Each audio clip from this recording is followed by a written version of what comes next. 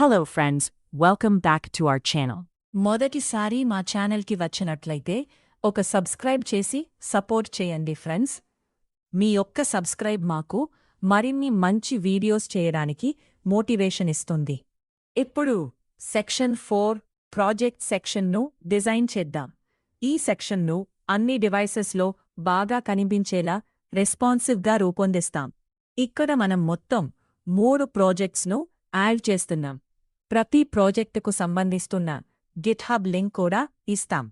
దీంతో ఈ portfolio చూసేవాళ్లు project కోడ్ను సులభంగా చూడవచ్చు, డౌన్లోడ్ చేసుకోవచ్చు, అలాగే తమకు అవసరమైతే ఆ ప్రాజెక్ట్స్ను క్రియేట్ చేసుకోవడాన్ని కూడా ఉపయోగపడుతుంది.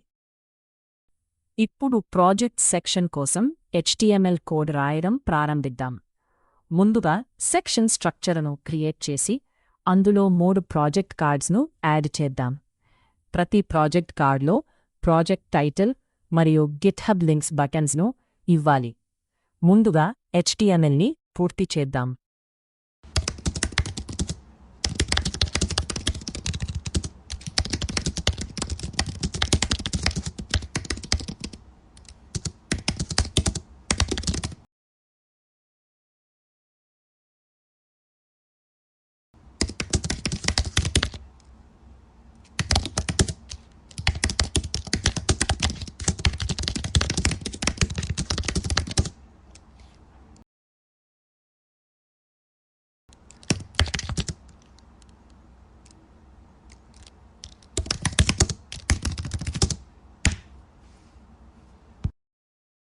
మనం ముందుగానే డౌన్లోడ్ చేసి పెట్టుకున్న ప్రాజెక్ట్ ఇమేజెస్ను ఇప్పుడు HTML కోడ్లో యాడ్ చేసుకుందాం. ప్రతి ప్రాజెక్ట్ కార్డ్లో సంబంధిత ఇమేజ్ను డిస్ప్లే చేసి దాని కింద ప్రాజెక్ట్ టైటిల్ మరియు గిట్హబ్ లింక్ బటన్స్ను యాడ్ చేద్దాం. ఇలా చేయడం వల్ల ప్రాజెక్ట్స్ మరింత ఆకర్షణీయంగా కనిపిస్తాయి.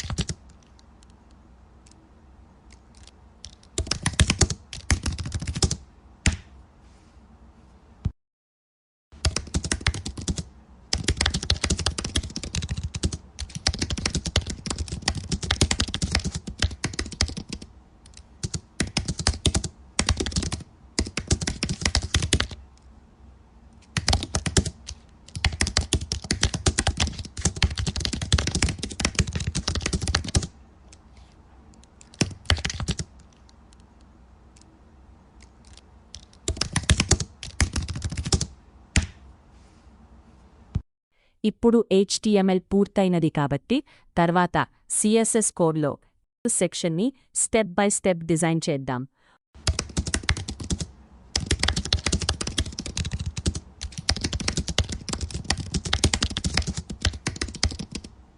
ఇక్కడ బటన్స్ ఆటోమేటిక్గా కనిపిస్తున్నాయి, ఎందుకంటే మనం హోమ్ సెక్షన్లో ఇచ్చిన బటన్ స్టైల్స్ ఇవే క్లాస్ నేమ్స్కు అప్లై అవుతున్నాయి. అందువల్ల మళ్లీ కొత్తగా బటన్ CSS రాయాల్సిన అవసరం లేదు. ఇప్పటికే ఉన్న స్టైల్స్ ఇక్కడ కూడా ఆటోమేటిక్గా అప్లై అవుతాయి.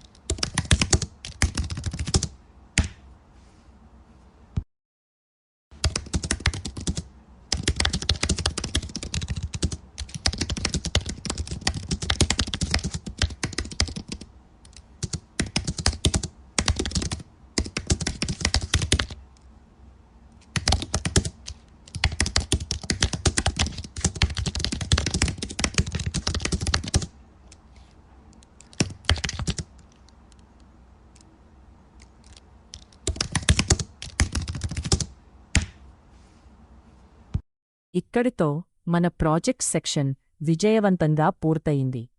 ఈ సెక్షన్ను అన్ని డివైసెస్లో కూడా బాగా కనిపించేలా పూర్తిగా రెస్పాన్సివ్గా డిజైన్ చేశాం. ఈ వీడియో మీకు ఉపయోగపడి నచ్చితే లైక్ చేయండి, మీ ఫ్రెండ్స్తో షేర్ చేయండి. ఇలాంటి పూర్తి జావా ఫుల్ స్టాక్ మరియు వెబ్ డెవలప్మెంట్ ట్యుటోరియల్స్ కోసం మా ఛానల్ను సబ్స్క్రైబ్ చేసుకుని బెల్ ఐకాన్ను కూడా ప్రెస్ చేయండి. Thanks for watching.